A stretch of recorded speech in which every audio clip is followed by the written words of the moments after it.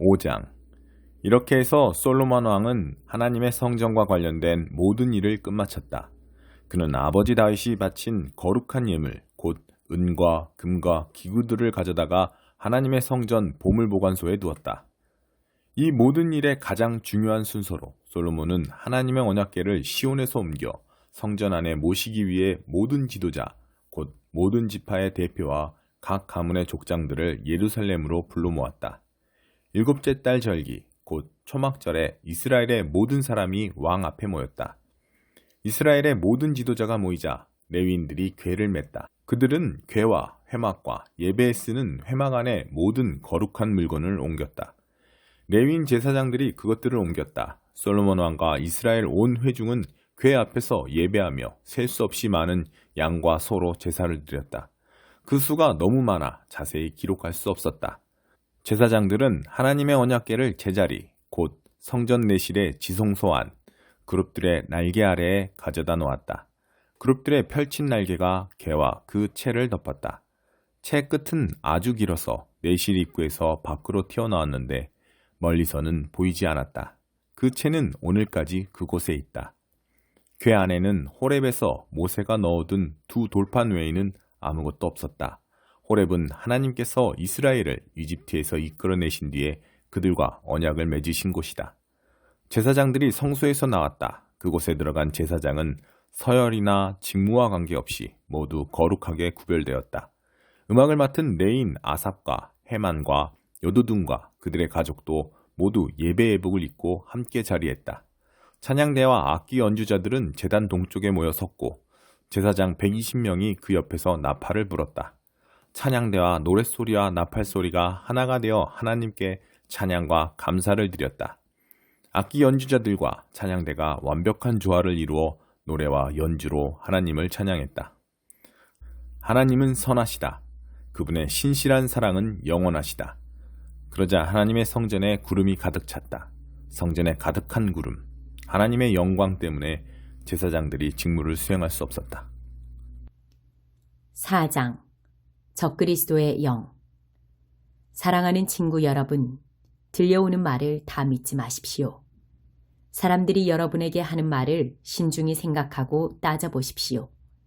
하나님에 대해 이야기한다고 해서 모두가 하나님에게서 난 사람은 아닙니다. 수많은 거짓 설교자들이 이 세상을 활보하고 있습니다. 참 하나님의 영을 가려내는 기준이 있습니다. 예수 그리스도, 곧 하나님의 아들이 살과 피를 지닌 진짜 사람으로 오신 것을 믿는다고 공개적으로 시인하는 사람은 누구나 하나님에게서 나서 하나님께 속한 사람입니다. 그러나 예수를 믿는다고 시인하지 않는 사람은 누구든지 하나님과 아무 관계가 없습니다. 이것이 바로 적그리스도의 영입니다. 여러분은 적그리스도가 오리라는 말을 들었습니다. 그런데 그 영이 우리가 생각한 것보다 빨리 왔습니다. 사랑하는 자녀 여러분, 여러분은 하나님에게서 나서 하나님께 속해 있습니다. 여러분은 이미 저 거짓 교사들과 싸워 큰 승리를 거두었습니다. 여러분 안에 계신 성령께서 이 세상 그 어떤 것보다 더 강하시기 때문입니다. 저 거짓 교사들은 그리스도를 부인하는 세상에 속해 있습니다. 그들은 세상의 언어를 말하고 세상은 그들의 언어를 먹고 자랍니다. 그러나 우리는 하나님에게서 나서 하나님께 속해 있습니다. 하나님을 아는 사람은 누구나 우리의 말을 이해하고 듣습니다. 물론 하나님과 아무 관계가 없는 자는 우리의 말을 듣지 않습니다. 이것이 진리의 영과 속이는 영을 구별하는 또 하나의 기준입니다. 하나님은 사랑이십니다. 사랑하는 친구 여러분, 사랑은 하나님에게서 오는 것이니 사랑하기를 멈추지 마십시오. 사랑하는 사람은 모두 하나님에게서 나서 하나님과의 사귐을 경험합니다. 사랑하지 않는 사람은 하나님에 대해 아무것도 알지 못하는 자입니다. 하나님은 사랑이시기 때문입니다. 그러니 여러분도 사랑하지 않으면 그분을 알 수 없습니다. 하나님께서 우리를 향하신 그분의 사랑을 이렇게 보이셨습니다. 하나님께서 하나뿐인 자기 아들을 세상에 보내셔서 우리로 그 아들을 통해 살게 하신 것입니다. 우리가 말하려는 사랑은 이런 사랑입니다. 우리는 한 번도 하나님을 사랑해 본 적이 없습니다. 그럼에도 우리를 사랑하신 하나님께서 자기 아들을 희생제물로 보내주심으로 우리 죄뿐 아니라 그 죄가 하나님과 우리의 관계에 입힌 상처까지 깨끗이 없애주신 것입니다. 내가 사랑하고 사랑하는 친구 여러분, 하나님께서 이처럼 우리를 사랑하셨으니 우리도 서로 사랑하는 것이 마땅합니다. 지금까지 하나님을 본 사람은 아무도 없습니다. 그러나 우리가 서로 사랑하면 하나님께서 우리 안에 깊이 머무르시고 그분의 사랑이 우리 안에 완성되어 완전한 사랑이 됩니다. 하나님께서 우리에게 자신의 생명, 자신의 영에서 난 생명을 주셨습니다. 이것으로 우리는 우리가 그분 안에서 변함없이 충만하게 살고 있는 것과 그분이 우리 안에 살고 계신 것을 압니다. 또한 우리는 아버지께서 자기 아들을 세상의 구주로 보내신 것을 직접 보았고 그것을 공개적으로 증언합니다. 예수가 하나님의 아들이심을 시인하면 누구나 하나님과의 친밀한 사귐에 끊임없이 참여하게 됩니다. 우리는 이것을 너무도 잘 압니다. 우리는 하나님에게서 오는 이 사랑을 마음과 영혼을 다해 껴안았습니다. 사랑하고 사랑받으십시오. 하나님은 사랑이십니다. 우리가 사랑의 삶 속에 영원히 살기로 작정하면 우리는 하나님 안에 살고 하나님도 우리 안에 사십니다. 이처럼 사랑이 우리 안에 자유롭게 드나들고 익숙해지고 성숙해지면 심판날에 우리는 염려할 일이 없을 것입니다. 그리스도께서 사신 대로 우리도 그렇게 살기 때문입니다. 사랑 안에는 두려움이 들어설 자리가 없습니다. 온전한 사랑은 두려움을 내어 쫓습니다. 두려움은 삶을 무력하게 만듭니다.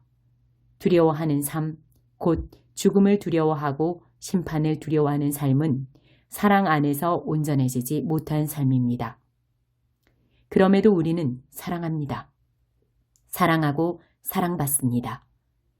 우리가 먼저 사랑받았으니 이제 우리가 사랑합니다. 하나님께서 먼저 우리를 사랑해 주셨습니다. 나는 하나님을 사랑한다고 떠벌리고는 곧바로 형제나 자매를 미워하고 아무렇지도 않게 생각하는 사람이 있다면 그는 거짓말쟁이입니다. 보이는 사람을 사랑하지 않으면서 어찌 보이지 않는 하나님을 사랑할 수 있겠습니까? 우리가 그리스도에게서 받은 계명은 단순 명료합니다. 하나님에 대한 사랑은 사람에 대한 사랑을 포함한다는 것입니다. 여러분은 하나님과 사람 모두를 사랑해야 합니다. 3장 살인자 성이여 너는 망할 것이다. 거짓말이 가득하고 약탈물이 쌓이고 폭력에 중독된 성이여 나팔소리 울리고 바퀴소리 요란하다. 말들이 날뛰고 전차들이 비틀거린다. 칼과 창을 휘두르며 기수들이 질주한다. 거리에 시체들이 나뒹굴어 땔감처럼 쌓이고 하수구와 골목마다 송장들이 쌓여 모든 길이 막힐 지경이다. 그리고 창녀들, 끝없는 창녀들, 치명적 매력의 창녀 도성이여 너는 악한 주문으로 민족들을 유혹해 파멸시키는 마녀다. 창녀 니느웨야 나는 내 원수다. 나 만군의 하나님이 너를 대적한다. 세상을 호리는 너의 그 비단 옷을 벗겨 온 세상 앞에서 발가벗길 것이다. 모든 민족이 내 적나라한 실체를 보게 할 것이다. 내 정체가 무엇이며 무슨 짓을 해왔는지 보게 할 것이다. 네게 개똥을 퍼부은 다음 모두가 볼 수 있게 전시대에 올려놓고 이렇게 써붙일 것이다. 창녀 전시중. 너를 보는 자들이 모두 역겨워하며 말할 것이다. 니느웨 저 돼지우리 저렇게 더러울 줄이야. 두 번 다시 쳐다보기도 싫다. 추하다. 추해. 네가 이집트의 테베보다 강하냐? 나일강 옆에 자리하여 거대한 강이 보호벽과 방어벽이 되어준다며 천하무적이라며 뻐기던 테베 말이다. 남쪽은 에티오피아가 북쪽은 이집트가 그를 도와 경계를 서주었고 언제든 나서서 도와줄 힘센 친구들 붓과 리비아가 있었다. 하지만 테베가 어떻게 되었느냐? 성 주민 전체가 끌려가 난민이 되었다.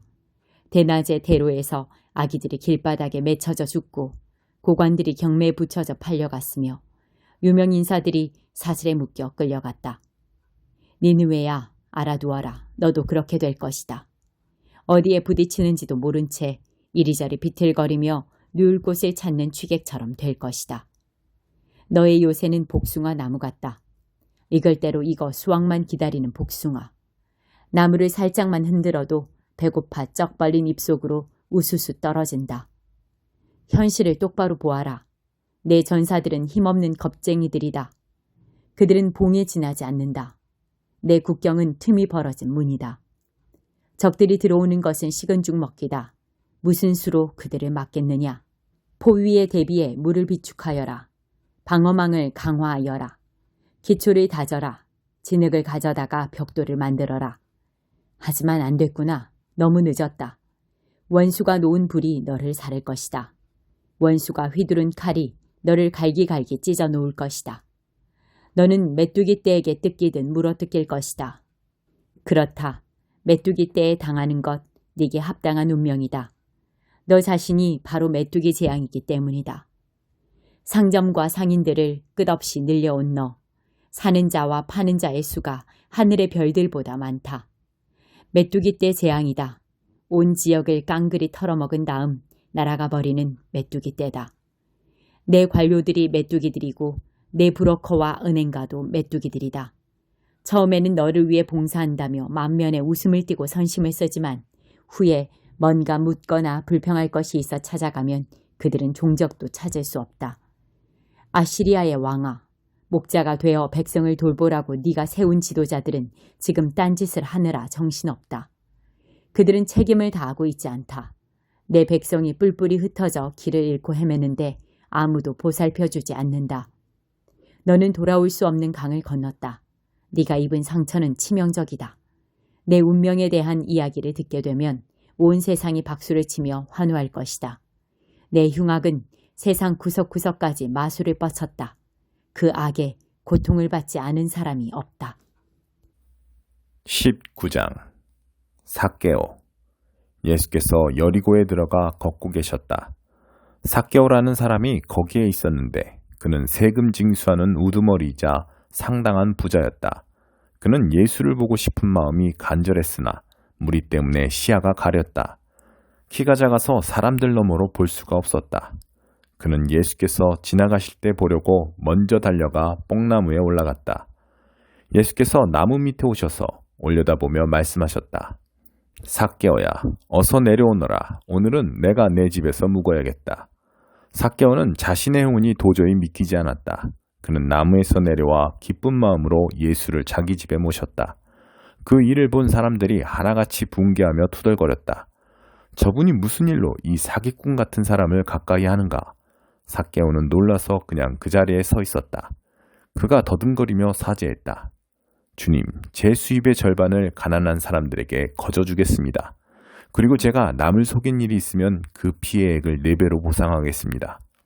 예수께서 말씀하셨다. 오늘은 이 집에 구원이 임할 날이다. 여기 아브라함의 자손 삭개오가 있다. 인자는 잃어버린 자를 찾아 회복시키려고 왔다. 투자금 이야기. 그들이 말씀에 집중하고 있을 때 예수께서 다음 이야기를 들려주셨다. 그렇게 하신 것은 사람들이 예루살렘 가까이 이르면서 하나님 나라가 금방이라도 나타날 것 같은 기대감으로 고조되어 있었기 때문이다. 왕가의 자손인 사람이 있었는데 그는 자신의 통치권을 위임받기 위해 멀리 본국까지 다녀와야 했다. 그는 먼저 종 10명을 한 곳에 불러 모아 각 사람에게 돈을 얼마씩 주면서 내가 돌아올 때까지 이 돈을 잘 운용하여라 하고 지시했다. 그런데 그곳 사람들은 그를 미워했다. 그래서 그들은 그의 통치에 반대하는 탄원서를 작성하여 사절단에게 들려서 보냈다. 우리는 이 사람이 우리를 다스리는 것을 원치 않습니다. 통치권을 위임받고 돌아온 그는 돈을 맡겼던 종 10명을 불러 그들이 돈을 어떻게 운용했는지 알아보았다. 첫 번째 종이 말했다. 주인님, 주인님의 돈을 2배로 늘렸습니다. 그가 말했다. 착한 종아, 잘했다. 내가 이 작은 일을 믿음직스럽게 해냈으니 내가 너를 10성읍을 다스리는 자로 삼겠다. 두 번째 종이 말했다. 주인님, 주인님의 돈으로 절반의 수익을 남겼습니다. 그가 말했다. 내가 내게 5성읍을 맡기겠다. 다음 종이 말했다. 주인님, 여기 주인님의 돈을 안전하게 가져왔습니다. 저는 그 돈을 지하실에 숨겨두었습니다. 솔직히 말씀드리면 저는 두려웠습니다. 제가 알기로 주인님은 기준이 높고 적당히 하는 것을 싫어하며 어리석은 짓을 용서하지 않으십니다. 그가 말했다. 내 말대로 나는 어리석은 짓을 용서하지 않는다. 그런데 너는 어리석은 짓을 했구나. 왜 너는 그 돈을 안전한 곳에라도 투자하지 않았느냐? 그랬더라면 조금이라도 이득을 보았을 것이다. 그가 거기 서 있는 사람들에게 말했다. 이자의 돈을 빼앗아 내 돈을 2배로 늘린 종에게 주어라. 그들이 말했다. 하지만 주인님, 그 사람은 이미 2배를 가지고 있습니다. 그가 말했다. 내 말이 그 말이다. 너희가 목숨을 걸면 상상도 못할 만큼 많이 받게 된다. 그러나 안전에 급급하면 빈털터리가 되고 만다. 나의 통치에 반대하는 탄원을 했던 이 원수들을 여기서 끌어내어라. 다시는 여기서 그들의 얼굴을 보고 싶지 않다. 예루살렘 입성. 이 말씀을 하시고 나서 예수께서 곧장 예루살렘으로 향하셨다. 올리브산에 있는 벳바게와 베다니에 이르렀을 때 예수께서 2 제자를 보내시며 지시하셨다. 맞은편 마을로 가거라. 들어가서 보면 아직 아무도 타보지 않은 나귀 새끼가 줄에 매여 있을 것이다. 줄을 풀어서 끌고 오너라. 왜 그러시오? 하고 누가 묻거든. 이 나귀의 주님께서 필요로 하십니다 하여라. 2 제자가 가서 보니 예수께서 말씀하신 그대로였다. 그들이 나귀 새끼의 줄을 풀고 있는데 나귀의 주인들이 말했다. 그 나귀 새끼의 줄은 왜 푸는 것이오? 제자들이 말했다. 이 나귀의 주님께서 필요로 하십니다. 제자들이 나귀 새끼를 예수께로 끌고 와서 그 위에 자기 겉옷을 펴고 그분을 태웠다. 예수께서 나귀에 오르시자 사람들이 길 위에 자기 겉옷을 펼치며 그분을 대대적으로 환영했다. 올리브산이 내리막길로 접어드는 등성이에서 제자의 온 무리가 그들이 목격한 놀라운 일들로 인해 열광적으로 찬양을 터뜨렸다. 복되다 하나님의 이름으로 오시는 왕이여. 하늘에는 모든 것이 형통, 가장 높은 곳에는 영광. 무리 가운데 몇몇 바리새인들이 예수께 말했다. 선생님, 당신의 제자들을 단속하십시오. 그러자 예수께서 말씀하셨다. 이들이 잠잠하면 돌들이 대신 소리쳐 찬양할 것이다. 도시가 눈에 들어오자 예수께서 그 도시를 보고 우셨다. 내게 유익한 모든 것을 오늘 내가 알았더라면 좋았을 텐데. 그러나 이제 너무 늦었다. 앞으로 내 원수들이 포병대를 몰고 와서 너를 포위하고 사방에서 치고 들어올 것이다. 그들이 너와 내 아이들을 바닥에 메어칠 것이다. 돌 하나도 그대로 남지 않을 것이다. 이 모두가 너를 직접 찾아오신 하나님을 내가 알아보지도 않고 맞아들이지도 않았기 때문이다. 예수께서 성전에 들어가셔서 거기에 상점을 차려놓고 온갖 잡다한 것을 파는 사람들을 모두 쫓아내셨다. 예수께서 말씀하셨다. 성경에 이렇게 기록되었다. 내 집은 기도하는 집이다. 그런데 너희는 그곳을 종교시장으로 바꾸어 놓았다. 그때부터 예수께서 날마다 성전에서 가르치셨다. 대제사장과 종교학자와 백성의 지도자들은 예수를 제거할 방법을 찾으려고 혈안이 되어 있었다. 그러나 그분의 말씀을 한마디라도 놓칠세라 경청하는 백성 때문에 그들도 어찌할 수 없었다.